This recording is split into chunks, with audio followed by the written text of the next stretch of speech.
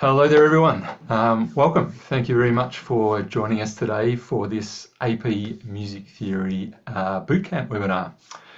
My name's Tim Wilson from Auralia and Musician. And in this space, we get to work with lots and lots of different schools, universities and curriculum boards all around the world. And it's pretty fair to say that this AP Music Theory exam is definitely one of the more kind of rigorous ones that we see at the upper end of high school. So if you're finding it challenging, certainly do not beat yourself up. There's a lot of content to get through and lots of kind of, moderate to advanced concepts that take a lot of work and a lot of time to get through. So if you've made it this far, I'm sure you are doing a great job. So it's fantastic to see a bunch of both teachers and students joining us today as well. For the students, I'm sure today many of the things we'll be discussing will kind of echo lots of things that you've been working on with your teachers throughout the year as well. I guess hopefully we'll be able to offer a few additional kind of tips and tricks, but essentially all the hard work that you've kind of already put in terms of building core vocabulary, all those little building blocks, patterns, and melodic and harmonic kind of vocabulary will hopefully set you up really, really well come exam day. So what we're going to do today is we're going to largely be unpacking maybe 2 or 3 questions from, from last year's exam and looking at some kind of, tips and strategies, ways to approach them.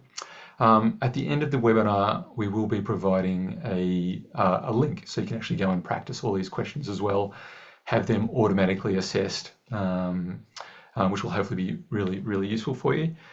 If you do have any questions during the webinar, please pop them in the Q&A area and we will try to address them as we go. If we can't manage to do that, we'll then follow up via email and try and get back to you in that way. If anyone is having any kind of audio issues or is not hearing my shared audio and screen share, please sing out as we go along as well. I'll just bring up one of the windows here so that I can see some of those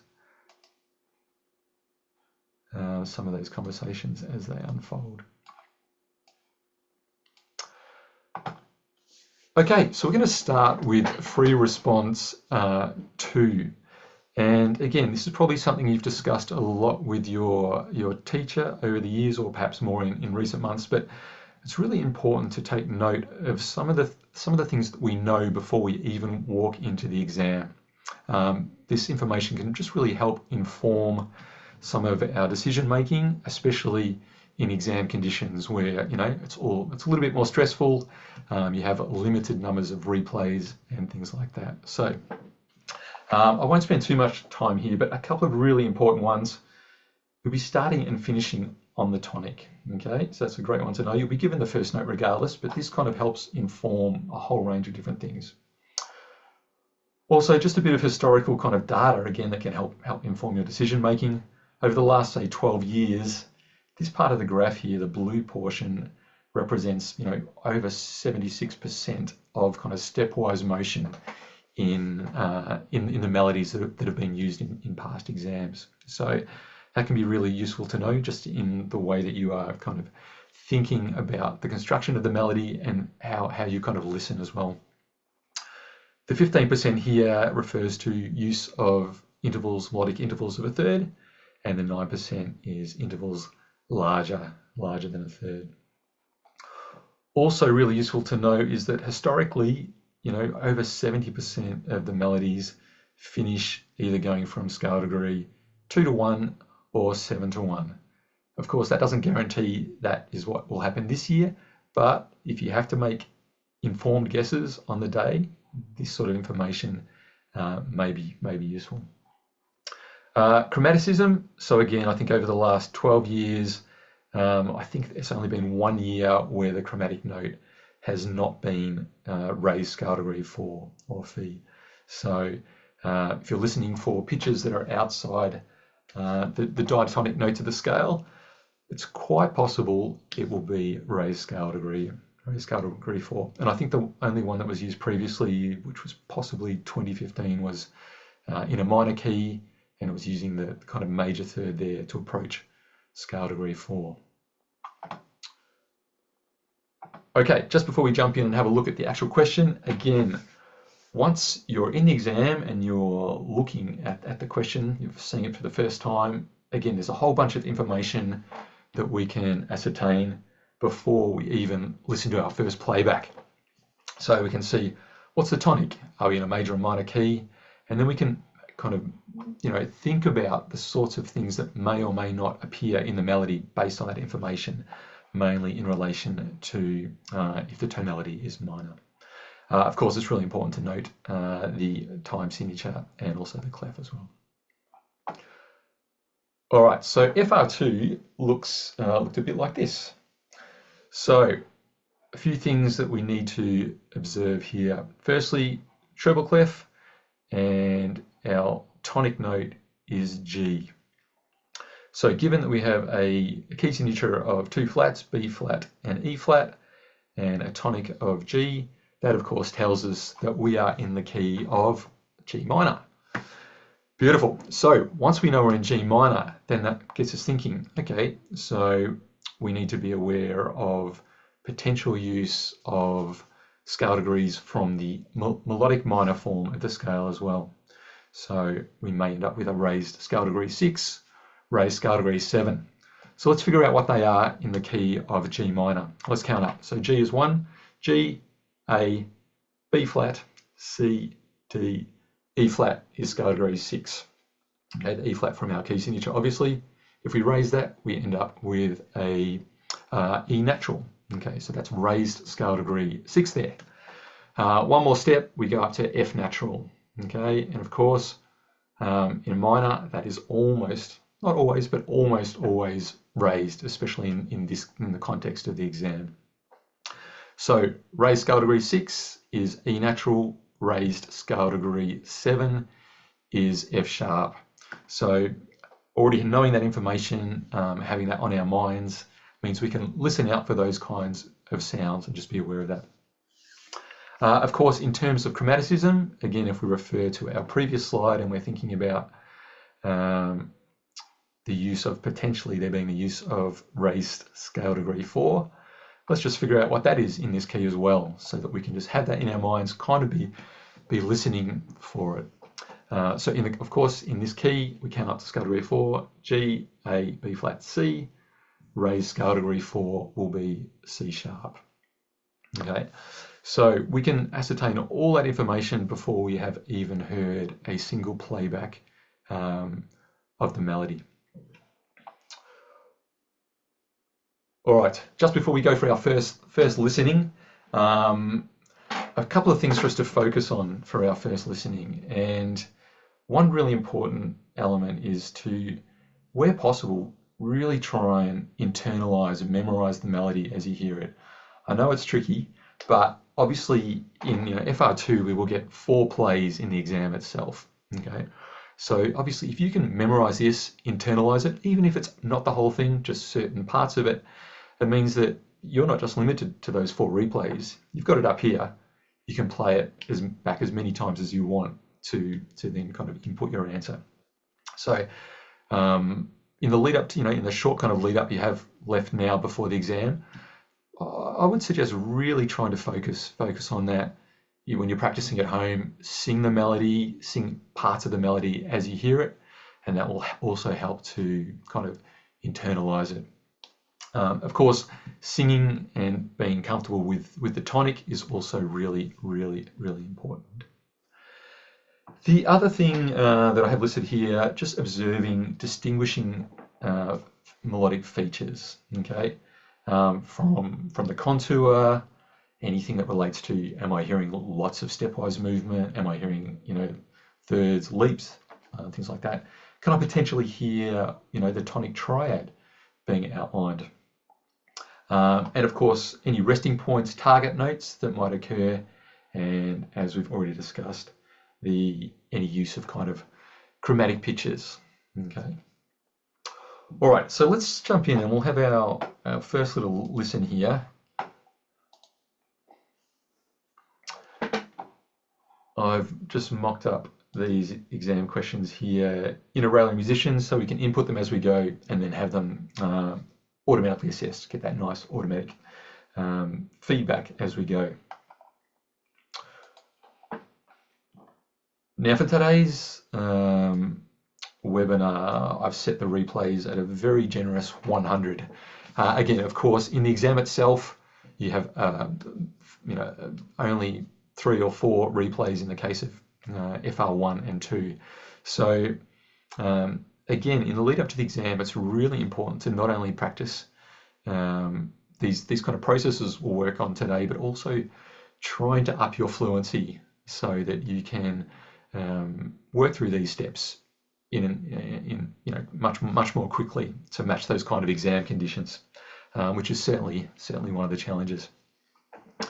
Okay, let's go for our first little listen here, and as I mentioned, it'd be great if we can try to think about listening to the melody, observing general melodic features, and try to internalize it a little bit, and maybe we'll try and sing the tonic.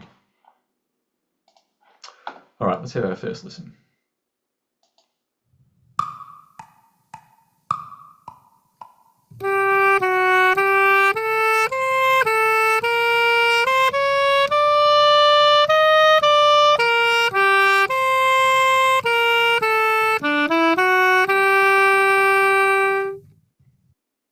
Okay, so let's have a listen one more time, and as I mentioned, let's just have one more listen for any kind of distinguishing features.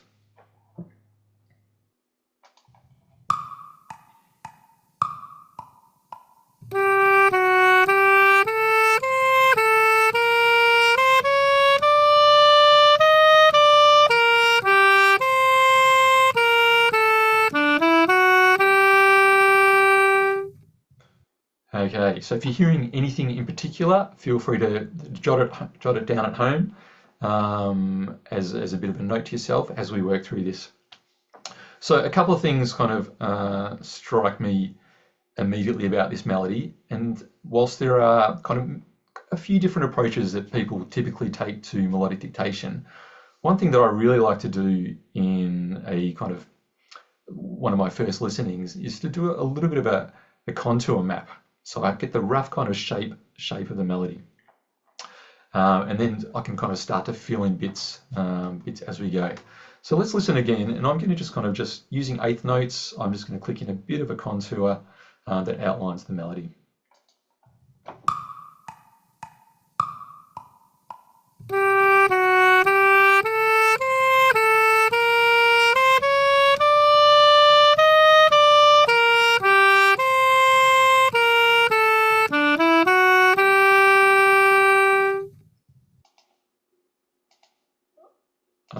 Something like this, just something rough to give us a bit of an idea. Now, as we noted before, we do of course finish on the tonic here. So we started on G, we know we're going to finish on G.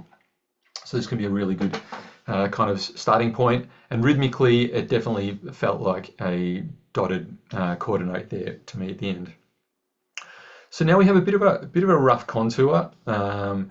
And if you examined, a lot of the melodies from the past exams, this kind of contour is also, quite typical. So you might get something that kind of moves upwards, has like a kind of a climax partway through the melody, or perhaps just after partway, and then perhaps descends down again before it finishes on the tonic. So yeah, again, listening out for those kind of common formulae can help inform us. Okay, a couple of other things here. Now, as we discussed before, again, another common piece of vocabulary that's used is that the final tonic note is often approached from either scale degree 2 or 7, raised 7 in this case, because we are in a minor key. And let's listen again, but that is certainly what happens in this case.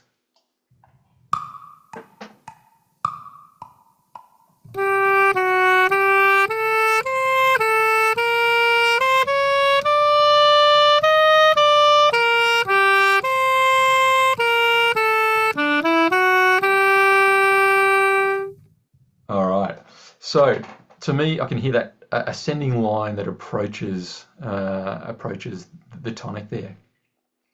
And again, this is where our melodic minor scale comes into play, and kind of combining our knowledge of music theory, combining that with our oral skills can be really useful here. So I can kind of hear in here that we have this being approached using the melodic minor scale. And that is typically how a melodic minor scale is used as well, in this kind of ascending format when approaching the tonic. So let's jump in here and rhythmically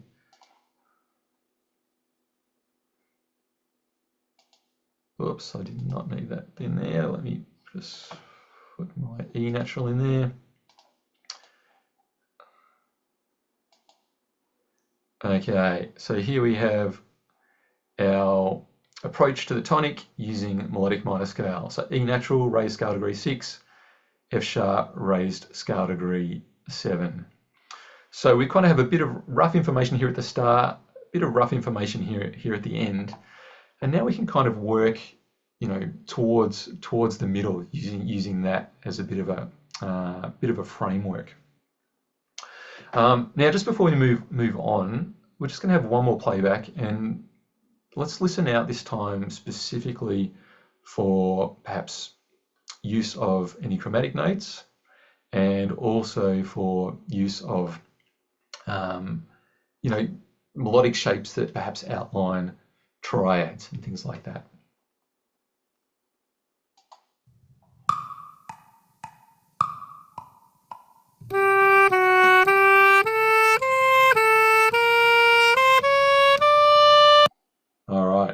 So can you hear that in there? We're kind of getting a bit of a chromatic note in here that sounds very much like the use of the raised scale degree 4.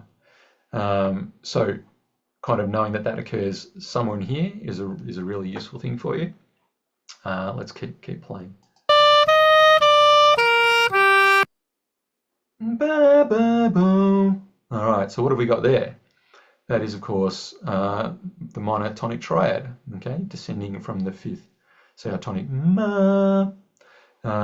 So again, looking for those bits of kind of you know, melodic vocabulary that we have figured out during the year can become quite useful here. So outside of that,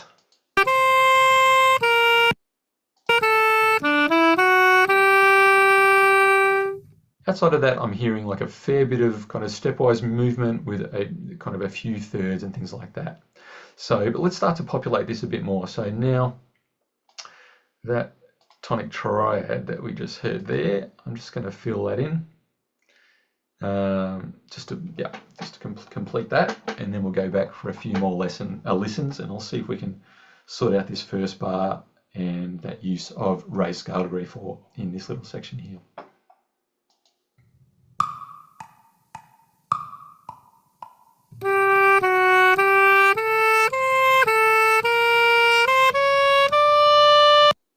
Okay, let's just work with that little section.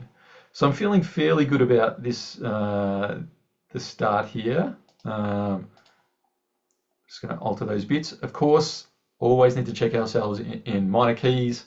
Scale degree 7, of course, is going to be raised in this context. F sharp there. Okay, now let's have a little listen here. So I can hear we kind of have a target note here of the D natural. Okay, let's just have a listen to that again.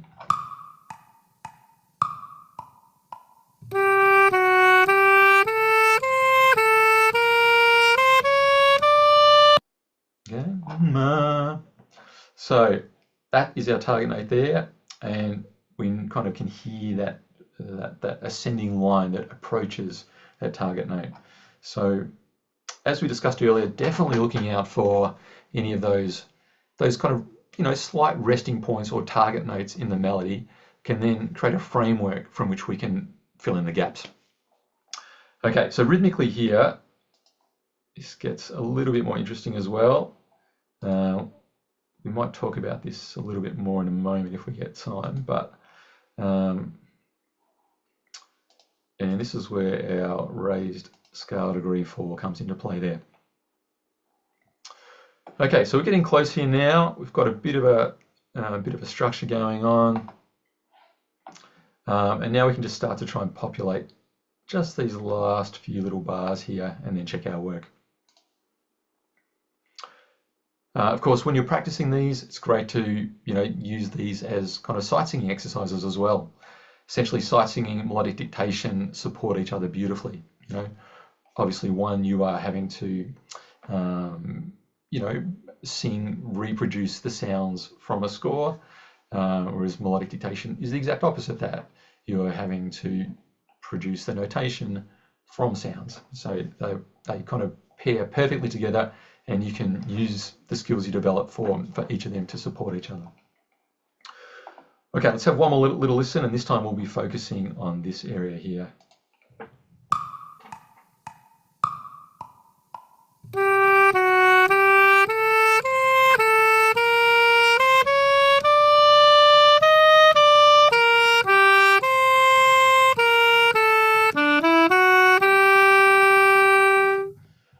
Okay, so I heard that kind of leap up there to far,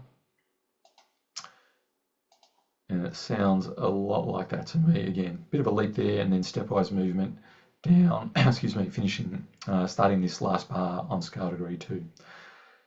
Let's have a last little listen, pretending we're checking ourselves, and we can kind of sing along in our heads.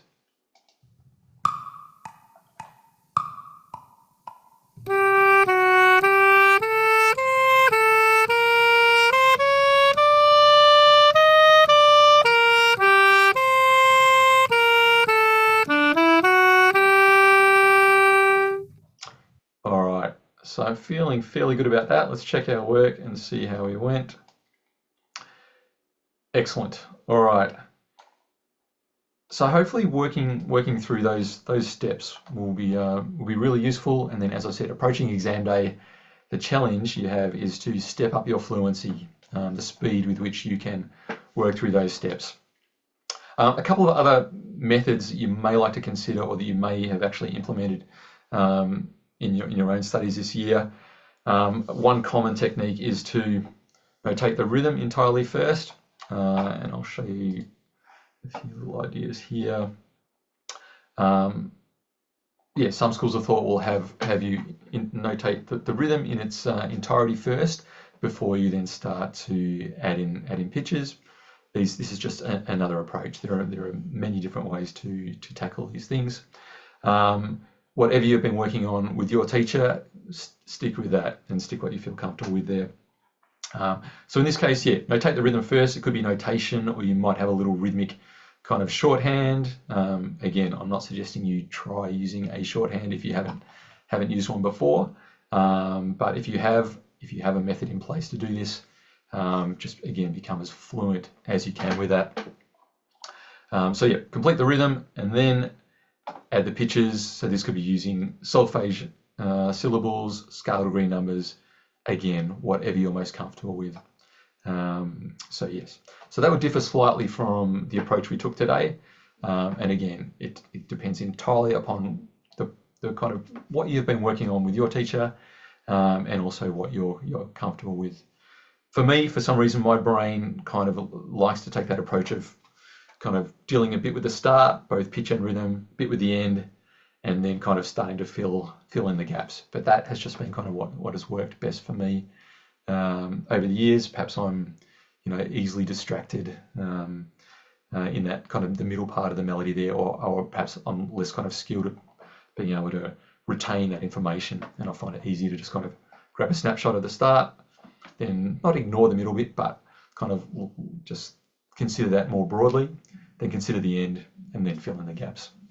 So good luck with that one. See how you go. All right, next up. Oh, sorry, really quickly, here's a summary. If you need to grab a screenshot or anything of that, go for it. Again, this will no doubt echo many of the different processes you've already worked through this year with your teacher. But I highly recommend spending a bit of time on step 2 there, memorize, internalize as much as you can with the number of replays you are given.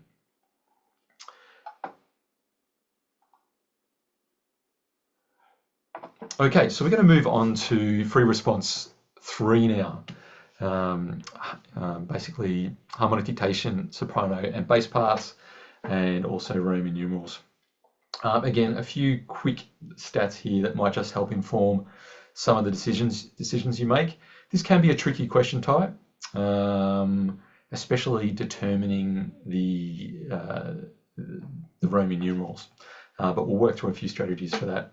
But really quickly, historically, again, last 12 years, these questions have largely finished with authentic cadences. Again, a lot of 2-1 or 7-1 melodic motion, and use of secondary dominance that typically appears in free response 4. And over here on the right, again, this is more of a free response 4 thing.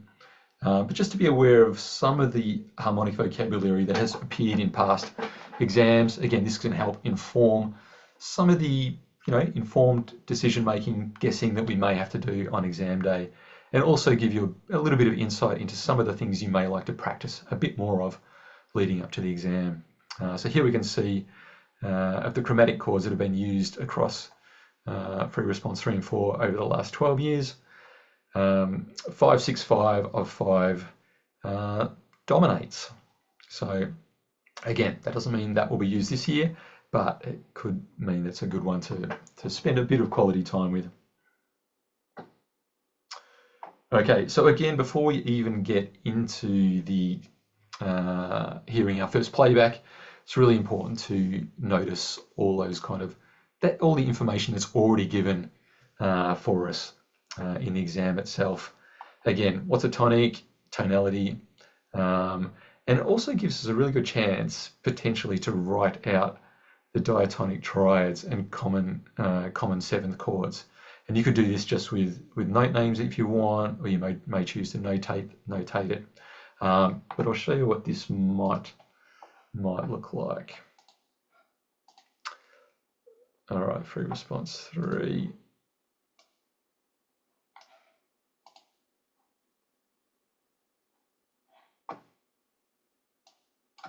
Okay. Okay, so I don't actually have it in this exam, but in this particular worksheet. But essentially, in here, we can see the information we're given. We are in A flat major. Our first chord is, of course, the tonic. So a really good strategy here, if you're not already doing it, can be to write out the diatonic triads in the key of A flat major. Okay, this means that once we kind of map out the soprano and the bass lines, it means we can then refer to this to see which of these kind of pitch combinations fit which chords within the key. It can be quite useful. Okay, so so you can do that for not only diatonic triads but also maybe the common 7th chords. So like a 2-7 chord, 5-7. They're probably the most common ones that are likely to appear in various inversions. Okay, so let's have a quick little listen, and again, just listen out for any distinguishing features or things we might notice. If I jump back to here, on our first listen, it can be great again, can we sing the tonic and observe any distinguishing features? What's the final cadence? Does it feel finished? Does it feel completed? Or is it perhaps a half cadence, or has it resolved deceptively? We can think a little bit about the melodic shape, stepwise versus other motion, and also listen out for any kind of chromatic chords.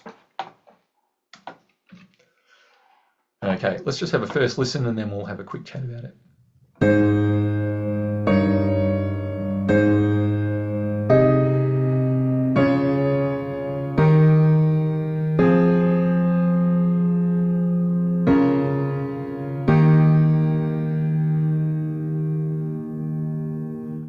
Okay, so let's address the final cadence first of all. So did this feel kind of finished to us? No, I don't think it did not feel finished to me. So that probably indicates that we've kind of ended up on perhaps a 5 chord or perhaps on a 6 chord. Perhaps we've had it finish with a deceptive cadence there. It feels more like a 5 chord. It kind of feels as though it then wants to resolve to the tonic. The other thing that kind of seemed apparent here was I did not hear kind of any chromatic chords. Again, for free response 3, it's very unlikely that you will. And the other thing that I also observed was that the soprano and the bass lines, they seemed like fairly prominent in the recording here as well, which is fantastic. It helps us kind of pick out, isolate those lines and notate them. Up until about the kind of end here in the soprano, I felt as though it was really, really quite defined. Again, this can be a really good time to also consider any other harmonic vocabulary that you might have explored during the year that you're used to kind of hearing. Can you hear things like cadential 6/4s, pedal 6/4s? Some of these items appeared in the 2023 exam. Any other kinds of motion, passing 6/4s or similar kinds of motion to that can be really, really good to listen out for.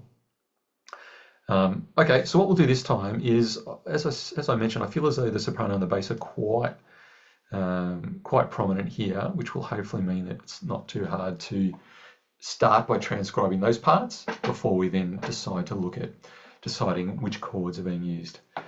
I typically like to start with the bass, but again, sometimes the soprano is more prominent, and that can be easier for you. But let's fill in a few parts and then discuss this further.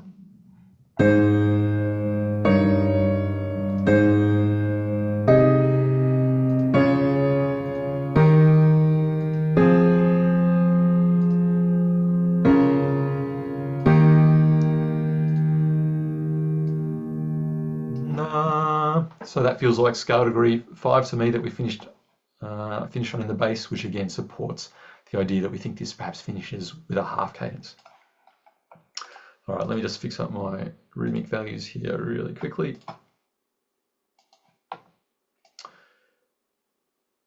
So a few interesting things to note here.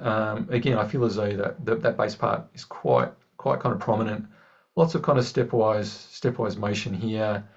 Kind of feels to me as though it hangs around the tonic for a while here before kind of moving a bit away here. And then interestingly here, we end up on an F. Okay, so in this key, F is which scale degree? Scale degree 6, which could point us towards a kind of like a deceptive movement there from scale degree 5, going from a 5 chord to a minor 6 chord here. But let's see how that unfolds as we go. Okay, so let's now have a bit of a listen to the soprano line. See if we can focus in on that one.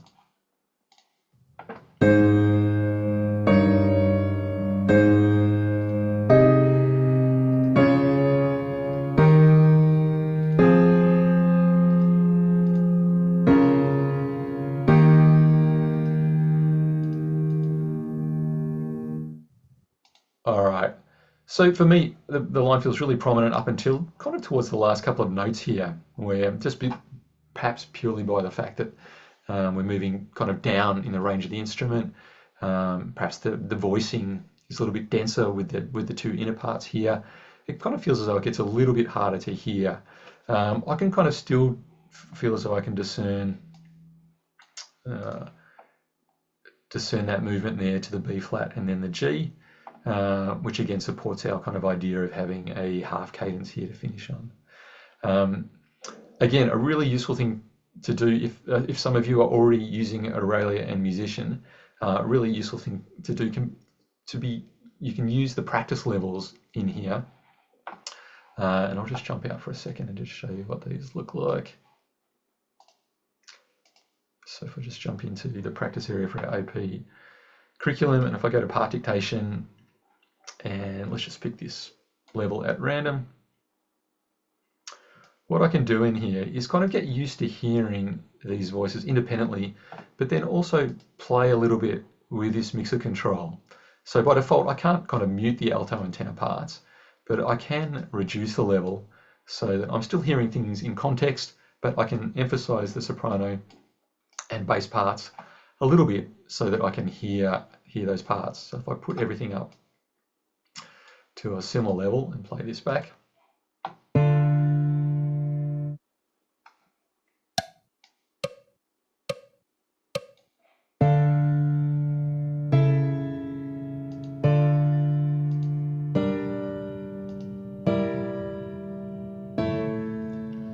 All right, so that's not too bad. But as I said, a really great practice resource can be to reduce these levels a little bit to help you kind of hear those outer parts a little bit more. And then as you get used to that process, you'll just kind of get better and better at isolating them in your own listening. So let's have a listen back now with this kind of little mixer setting. So I've got that soprano and the bass kind of turned up.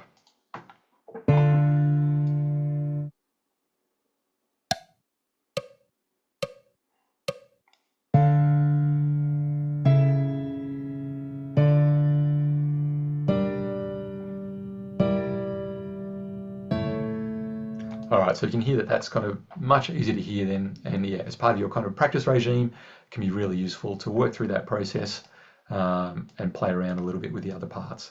Again, so you're still hearing things in context, but it's just helping develop those skills of being able to isolate the soprano and the bass parts. Okay, let me jump back over to our little worksheet here, which we will resume.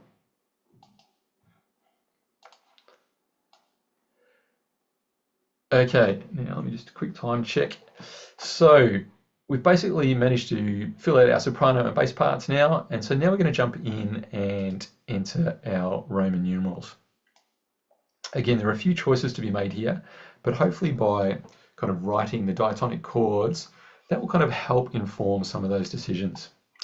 So the second chord here is a little bit interesting. There are a couple of choices.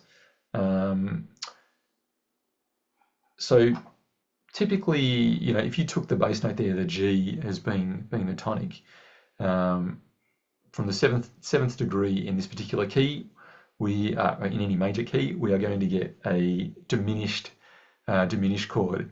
Now, as you have probably been told throughout the year, in this particular setting, diminished chords in root position are generally frowned upon. You can have a discussion why, if you haven't already, perhaps post-exam, but the chances of them appearing in root position in this exam are basically 0. Okay, so they will most commonly appear in first inversion. All right, so what that means is we're left here with a G and a D flat. Okay, and if we have another quick listen, let's see if we can get a bit of a feel for what this chord feels like. Does it feel kind of major, dominant? Is it a bit kind of crunchy, or is it kind of quite open?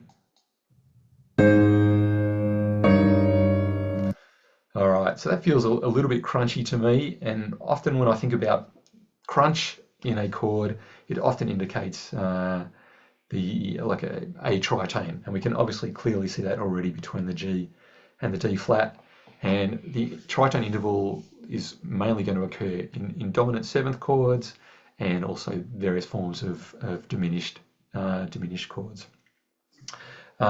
So in this particular setting, I would go great. This means that I'm pretty comfortable that this is in fact a 5 chord, and with the G as in a 5/7 chord, but of course with the G in the bass, that means we have to enter it as a 5/6/5. Okay, next chord, it feels to me as though it just goes back to the tonic, and I want to make sure we get time to do some part writing here as well, so I'll fly through a few things, but let's just have a quick little listen. But as I observed earlier, it kind of feels as though it's kind of floating around the tonic a fair bit here, even going to like tonic chord in first inversion here again. But let's have a quick listen.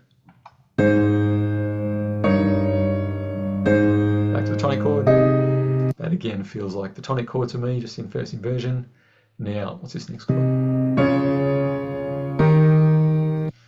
All right, so these next two chords definitely feels like this is a dominant kind of chord, the 5 chord in the key, and it's approached by some kind of predominant chord. Again, using all those kind of theoretical building blocks you have learnt during the year, most kind of common predominant chords are going to be either a 4 chord or a 2 chord. And we can look here to see which of those is supported here. We have a D flat and a D flat, which could just indicate a, excuse me, a 4 chord in root position, or it could potentially reinforce a 2 chord in first inversion.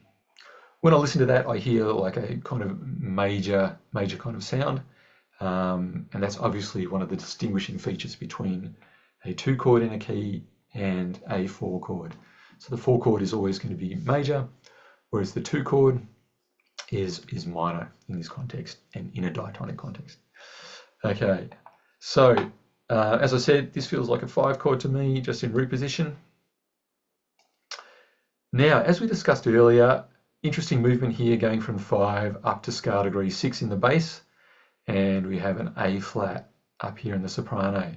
So this really nicely supports the idea that perhaps we're going to a 6 chord here, so an F minor chord, F, A flat, C. Let's go back to the start and have a little listen out for that. And again, hopefully you'll be really used to hearing that kind of deceptive resolution here from the 5 chord to 6 when we're kind of expecting it orally to perhaps go to the 1 chord.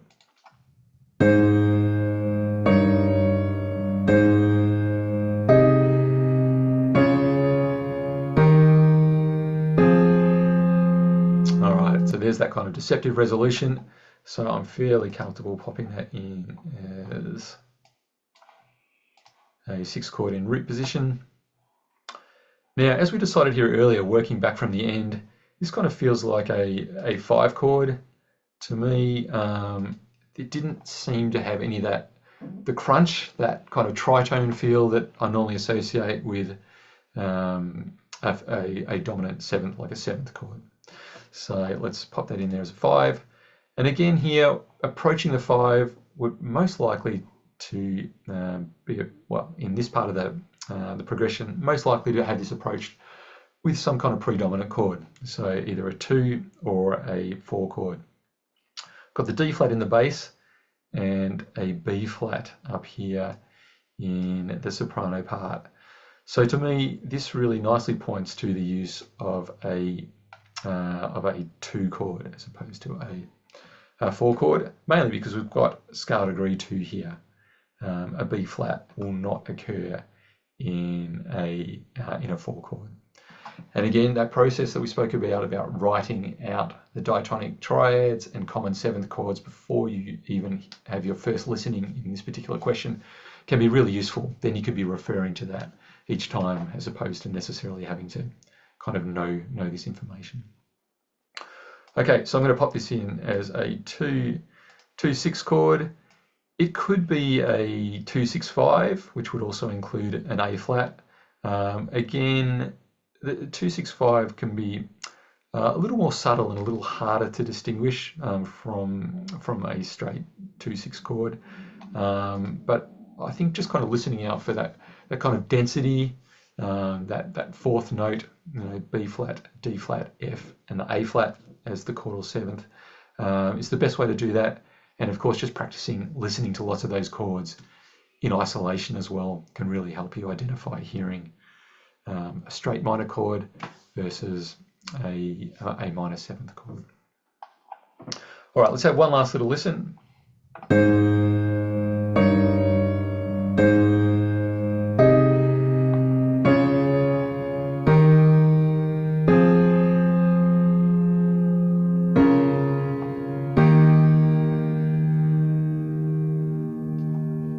All right, how'd we go? All right, so we've done it nicely there, and we can, of course, listen back to that again if we need to.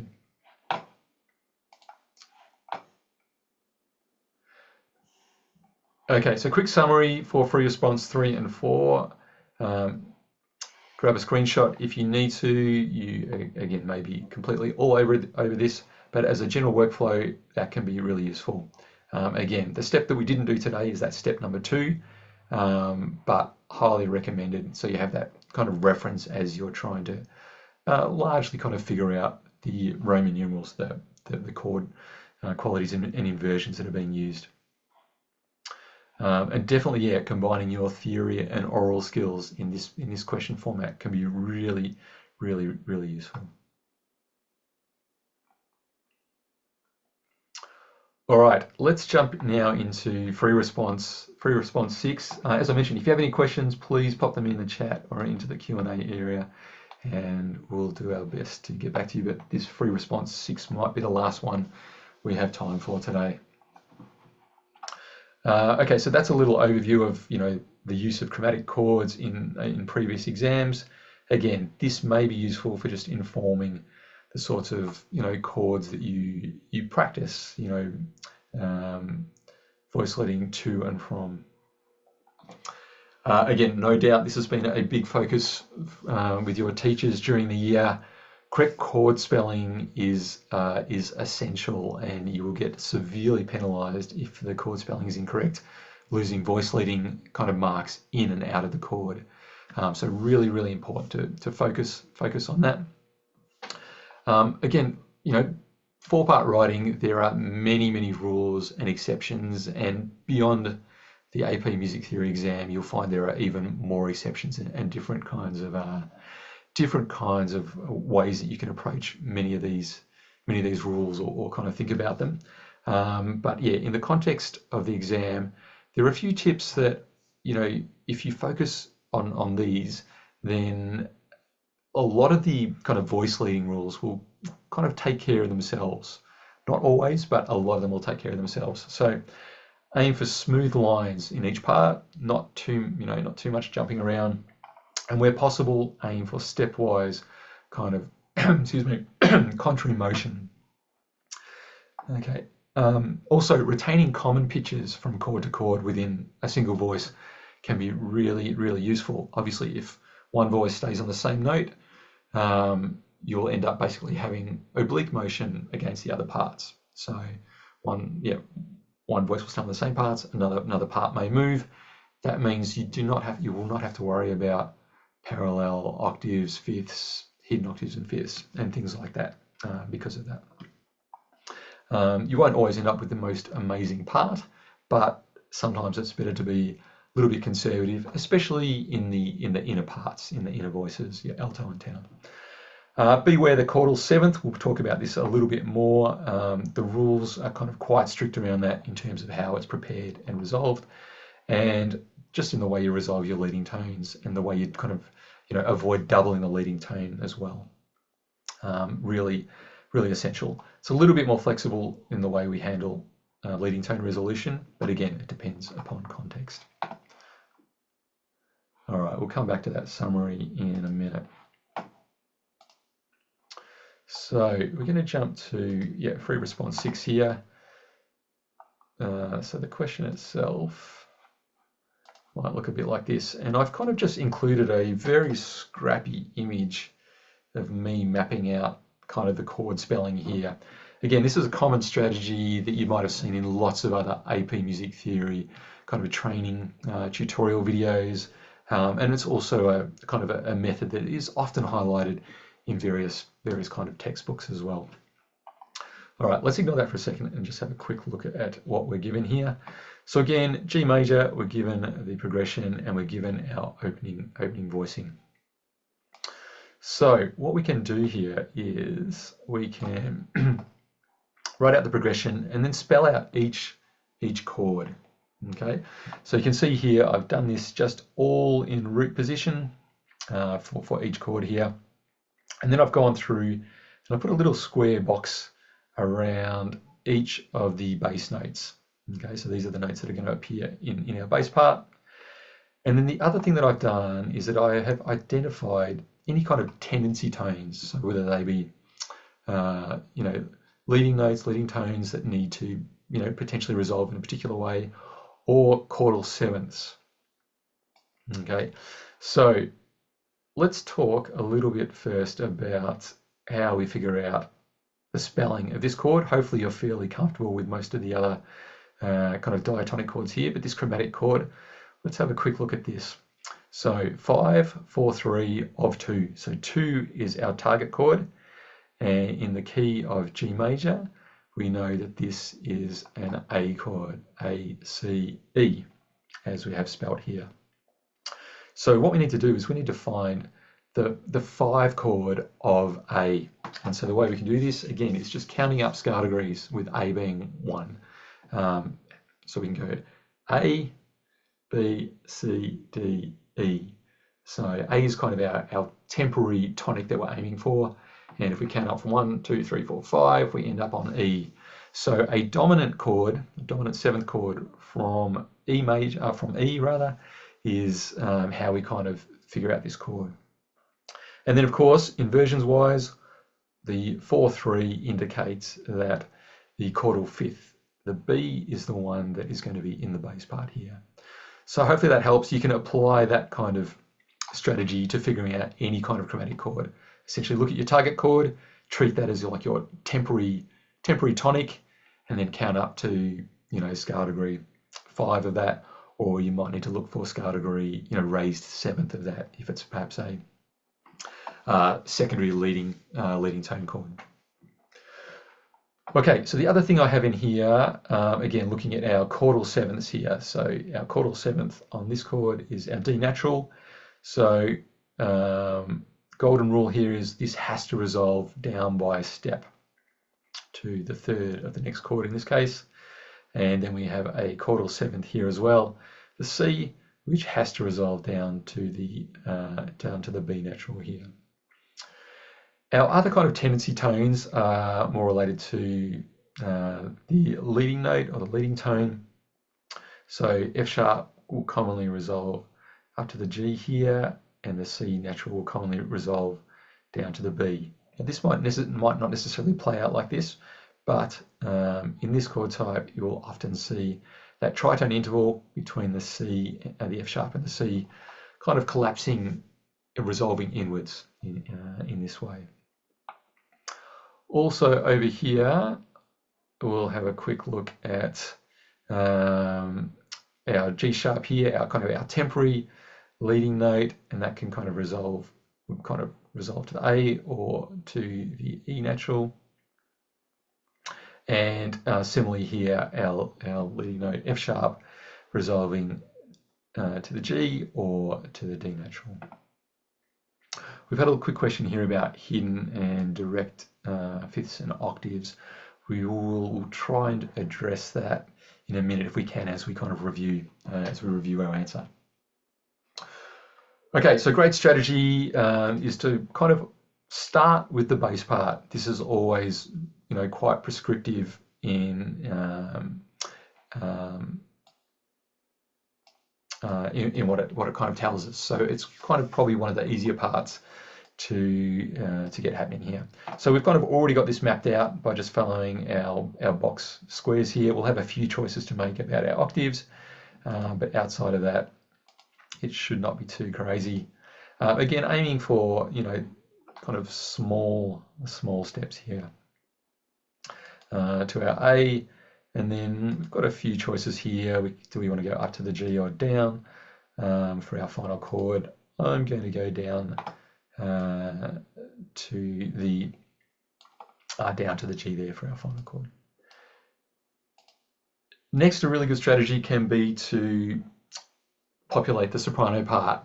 And again here, aiming for contrary motion, so motion that moves in the opposite direction to the bass part, will help us avoid you know, parallel fifths and things like that. So again, let's look for, using our kind of chart, our diagram that we've got up here, we can kind of see which notes might best work. And quite often, you know, instructors will suggest kind of, you know, crossing out the notes that we use from the chord as we go, and then you can make more choices about which pitches you're going to double as we start to fill out the chord. So what I'm going to do here is, again, going for quite a kind of going for a smooth horizontal kind of melodic line here, and going for contrary motion here. The bass is ascending, so I'm going to descend here and go to the A.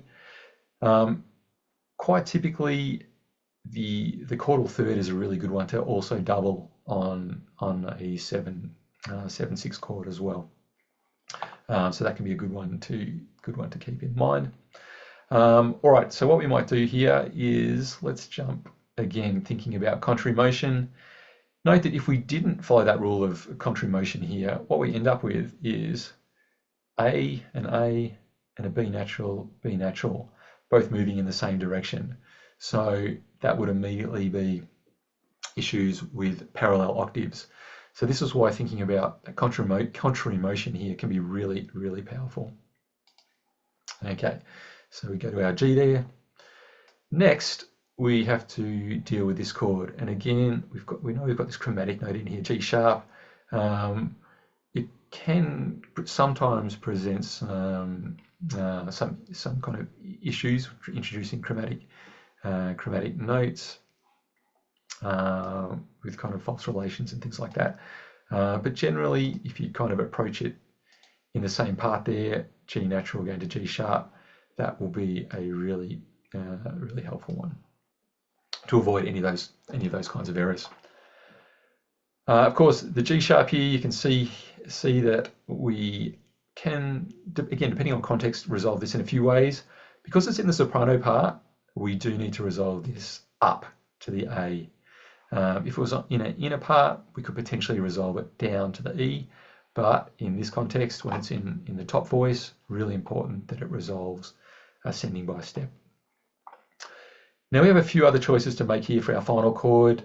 I'm just going to retain that same note here, so I'm just going to got the A here, got the A in my 5/7 chord rather, and then let's perhaps go resolve down to the G.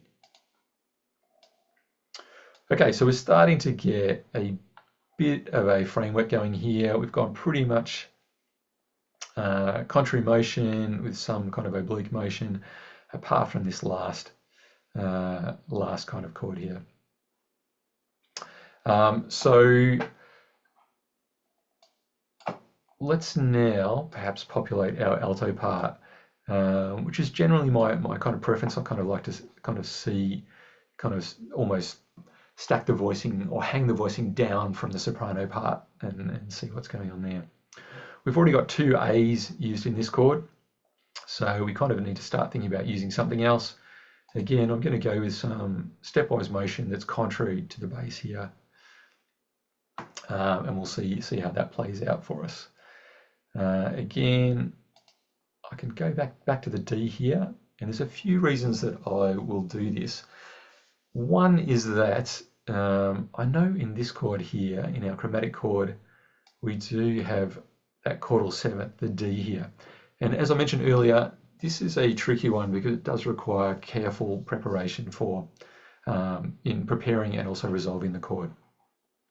So by having it already in this voice here, I know it's kind of beautifully prepared by common tone, and it also lends really nicely then to descending by step to the C in my 2 chord. Okay, and then let's lead on from there. Again, this leads beautifully on. That C then can be retained, and that becomes the chordal 7th of our 5/7 chord here, that one here. So beware the 7th, really important to kind of resolve and observe these ones really carefully. Resolving the 7th has to go down to the third of this chord, of our final tonic chord. Okay, and then we can start to kind of think a little bit about the tenor voice here. Again, I've kind of ticked off a few notes in this chord already. I've got my C, I've got 2 A's. So the F sharp needs to appear in this chord for it to be properly spelt. It's now a complete chord. This voicing has a few interesting things, but if we get time, we'll chat about that. All right, let's just populate this again. So I'm quite comfortable going back to the G here again, doubling that. So we'll end up with a doubled root note in this chord. So we've got two Gs, we've got a D, and we have a B in the root. So we've kind of ticked off all the notes in this chord. Again here, let's have a look. What are we missing from this chord? We have a B, a D, and a G sharp. So the note that we are missing is actually the E. So let's pop that in there. And let's have a quick look, see if we can follow that on to our next chord. A, C, E, we have two A's, we have a C. So let's retain our E here in this voice. And finally this chord, root position, dominant seventh chord, the only note we're missing at the moment is the F sharp, like so. And then we want to resolve this. Again, a few resolution options, given that we already have two Gs and a B in this chord. We could choose to triple the tonic. We might even go for this, and then we'll have a look and see how Auralia musician respond. So in this practice mode, which again is something that you'll have access to in the link that I'll pop in the chat at the end here, we can actually check our answer. All right, so we didn't end up with any errors here, but we might just step back a notch and I'll just show you what some potential errors might look like. So there was a question here regarding, as I mentioned, hidden fifths and some other kind of errors like that. So what I might do is just jump back to our soprano part here. So let's pretend for this kind of, 5/7 chord here, rather than putting our chordal seventh in the alto part, let's say we decided to pop it up here in the soprano. And then we'll still kind of change the spelling on this chord a bit, just for fun. We will get some other fun errors as well, but I just wanted to illustrate how this might work. Okay, so we've still got, we've got a doubled kind of leading tone here. I didn't actually need to use the F sharp. We have two F sharps in here, which is going to kind of result in some errors, but let's just check our answer here again and I'll show you what this looks like. Okay, so over on the right here we get a nice little list of any errors, and we can click through these and they will then get isolated on the notation as well. So it'll be a really good way to find specific problem areas. So we have a legal interval here in the alto part, going from a C natural up to an F sharp, an augmented fourth. Our chordal seventh here on the 5/7 chord has not been nicely prepared. So not prepared by common tone, or in some cases by step. Rather, we have the A jumping up to the C here. Unresolved seventh. So here's our chordal seventh. It has not resolved down to the B. I should say there are a number of errors here that kind of snowball to cause more issues than what are actually going on there. Some of which are largely driven by our double kind of leading tone here as well.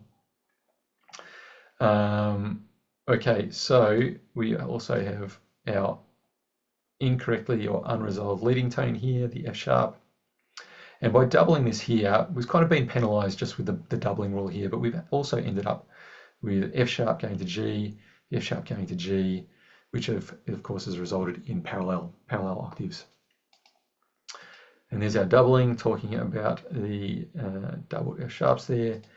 And then here's our hidden octaves. So to try and answer a question in the chat here, basically what we've ended up here is we are approaching an interval of a perfect octave, so G to G, using similar motion. Okay, so the previous note in both of these parts is moving in a descending manner. Okay, so this can work, this is allowed, but only if the kind of if the upper part here is moving by step. Okay, so to have a leap here going down from C to G, that is going to be penalized as hidden octaves. Whereas if we were going from like A to G here, as we did in our previous attempt, this will not be penalized in that same way. So now you'll see that movement A to G and D down to the G has not been penalized as a hidden octave. So yeah, so a good strategy for trying to identify hidden octaves and fifths, often also referred to as direct octaves or direct fifths, is to look at your parts, see where fifths and octaves occur, then look at the previous chord and see if that interval is approached by similar motion in those same parts from the previous chord. If it is, then check to see if the upper voice is moving by step. If it is moving by step, then that's okay. If it's not moving by step, then you will get kind of penalized. So hopefully that will help. We can provide a few other tips and tricks on that as well. All right, I'm going to submit my answer here. Not my finest work, but I've still done okay. So what I'd like to do, since we are already over time, and I appreciate you hanging about, is I'm just going to pop into the chat a link to a practice worksheet that you can use. And again, I'll share this on email for anyone who's attended as well. And also, so you should have that available in the chat now. So that page will include basically the questions, all like basically mimicking the 2024 exam on our website. You can step through those, have them all automatically assessed. You may get a pop-up at some point in the exam in that worksheet. If you want a free trial, you can fill that out if you want. If you do, if you don't, that's perfectly fine. You can just click the button to close that. But basically, all of those questions are automatically assessed. You can get immediate feedback and just practice working through those kind of strategies that we've discussed today, or that perhaps you've been working on with your teacher. So obviously, we've kind of already done free response 2, 3, and 6 today. But the ones that you haven't looked at that you can do that are in that worksheet, free response 1, 4 and 5. So hopefully a useful practice resource, really useful practice resource for you. I can potentially send the slideshow or some of those elements out in the recording email as well, if that is of use to any of you. I'll pop a couple of other things into the chat as well. We have our Facebook group. This is a private group. It's kind of a nice little forum for general discussions about music theory and the ways that people are kind of getting the most out of a Auralia musician in their classrooms, and some of it really relevant for AP music theory. And aside from that, if anyone is not currently using the programs and would love to have a play, again, that link that I have already posted in the chat there, you can find a link to our trials there. We can set you up, get free access, including a bunch of student accounts. Have a play with that, see if it might fit your needs in the future. There are loads and loads of AP specific materials in there, all mapped beautifully to the CED worksheets for every unit as well. I'll pop that link in the chat again for you.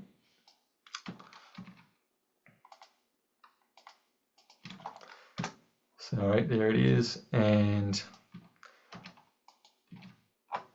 loads of kind of practice materials as well. So as a student, you can come in here into the practice area, work through any of these topics in something like, say, 4-part writing, for example. Everything's kind of mapped nicely to the CED, and each unit is kind of nicely mapped there, and beautiful kind of scaffolded worksheets and practice levels. So hopefully something like that might be of use to those of you who are already using the programs in the lead up to the exam. Thank you very, very much for attending today. Really, really appreciated. Best of luck for the exam. Again, focusing on those kind of key items, refining those kind of core skills that you've already developed, kind of essential, and just upping your fluency is essential approaching the exam. Again, thanks very much for attending. Take care, best of luck with the exam, and we'll hopefully chat to you again at some point in the future. Stay well, bye.